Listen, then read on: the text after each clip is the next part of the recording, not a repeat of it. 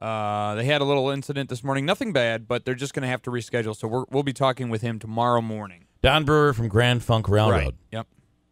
Everybody doing the brand new dance. Oh, is that Grand Funk Railroad? Wow. Not a. Well, okay. We'll get into it. I confused them with somebody else, I think. We're an American band. Yeah, okay. We're an American band. We're coming to your town. We're going to Vernon down. Take this job and shove it. Sorry. Nice. Cool.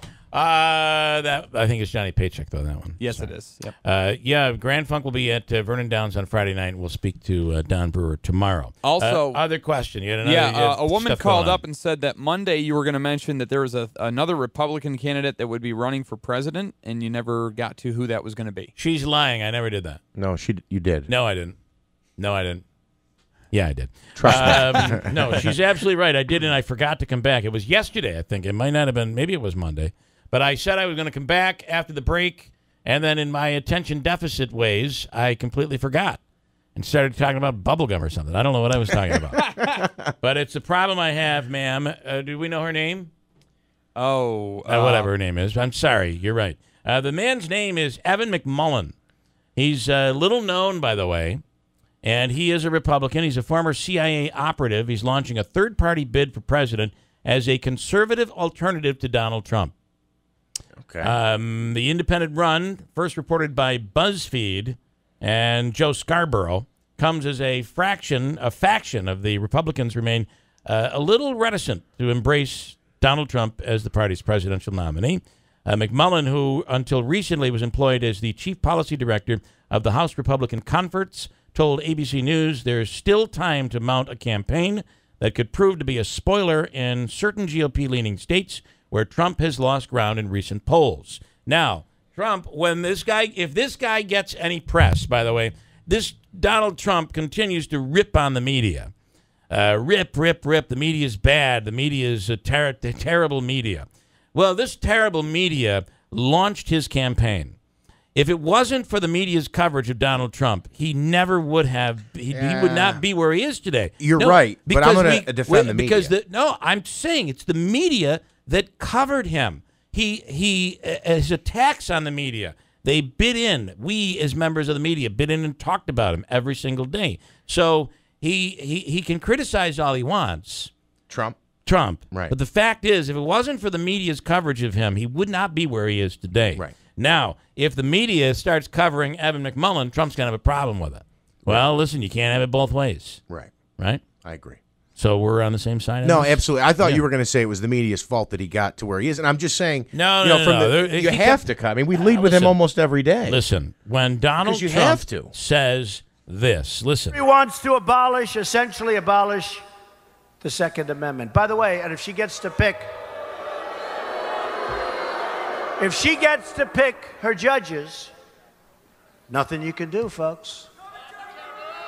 Although the Second Amendment people, maybe there is, I don't know. But I don't care what anybody says. That's a joke. It's not that he really is meaning that he wants somebody to go out and shoot Hillary Clinton. It's a joke. But to come out and tell us that the joke was about voting, here now I present to you Jeff Manaske to tell you the very funny Donald Trump voting joke. Here it is. So apparently Hillary Clinton wants to abolish the Second Amendment, and there's a way you can stop her, folks. Vote against her. Not that funny. Not funny, but shoot her. I don't have a laugh track. That I'm has sorry. a little zing there. That's got a little zing to it. We have to add that to the collection, I think. No doubt that it was a joke, and it was alluding, it was innuendo, alluding to, well, you could, You could stop her. Hey, you could stop her. Otherwise, it wouldn't be funny. This is typical of Donald Trump all year long. Don't be surprised by it, but it is what it is. Stop saying it isn't a joke or he meant something else. He meant voting. That's bull. I'm sorry. That's just my take on it. And by the way, my take is correct. I'm pretty sure. Gary Vann is in Little Falls. Big week coming up in the city of Little Falls this week. Good morning, Gary. Gary, by the way, was my first boss in radio. You're never going to let me forget that. No, You should have fired him, Gary. And this is what you have created. It's terrible, Gary. What have you done? So Gary Vann was a legendary rock jock back in the 50s and 60s in Syracuse, and came to Little Falls. I was very lucky. I was a junior in high school. I was lucky to have him show up because I learned everything I know about radio from Gary when I was a junior in high school. Spent 8 years at WLFH in Little Falls, and it's Gary. So good morning, Gary. Well, good morning. It's going to be a tough thing to follow here with all the talk about Hillary and Donald Trump. But, we'll try to talk a little bit about a happy sort of thing. And that's the 29th annual Little Falls Canal celebration.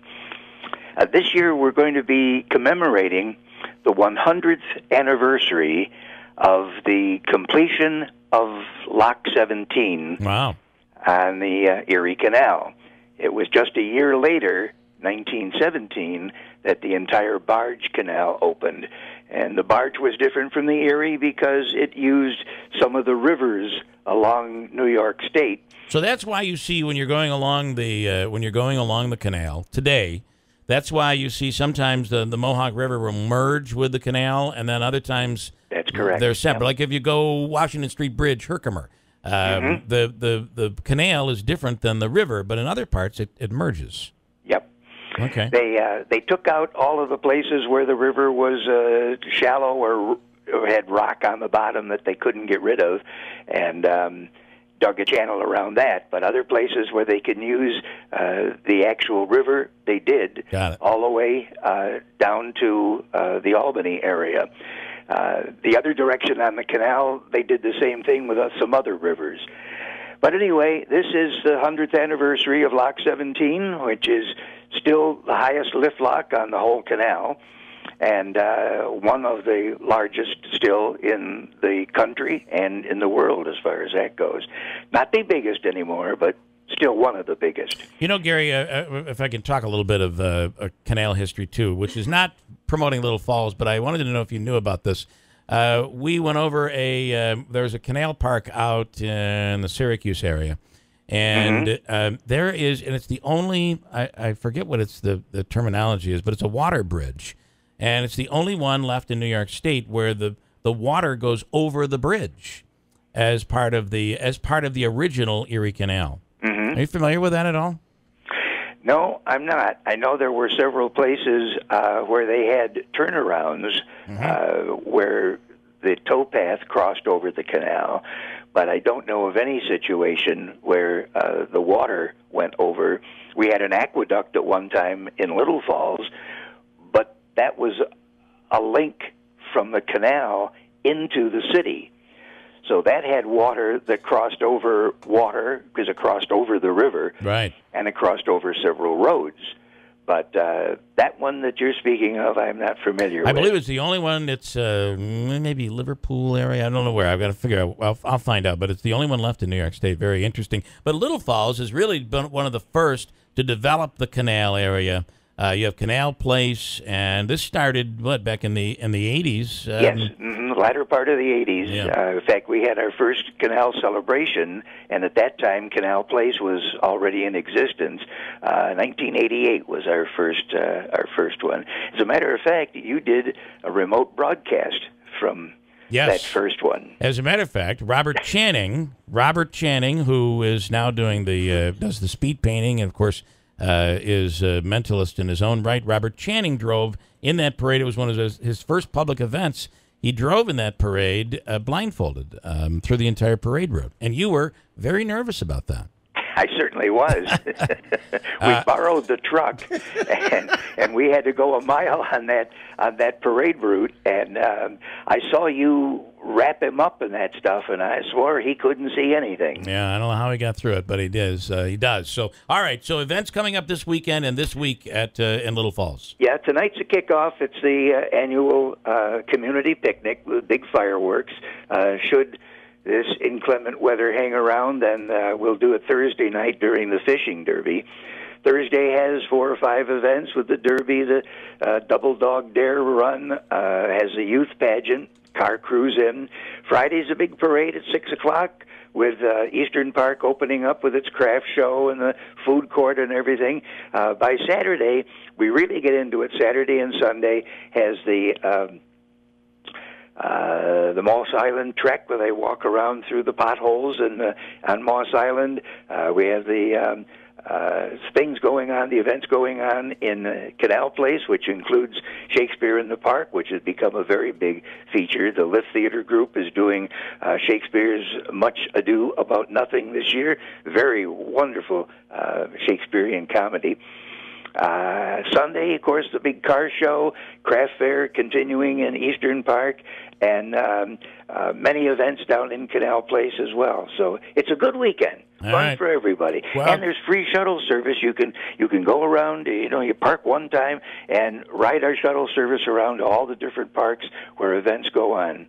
And it's obviously it's a great event, great food and music and all that stuff to check out. Lots of live entertainment, yes. Gary, thanks for coming on. Next time you come on, we can tell the story about when I took apart the production studio and couldn't put it back together. That was That's a good story. Yeah, one of my favorite early day stories that I would Thanks probably a lot for all the help, Bill. like to forget. All right, Gary, thanks so much.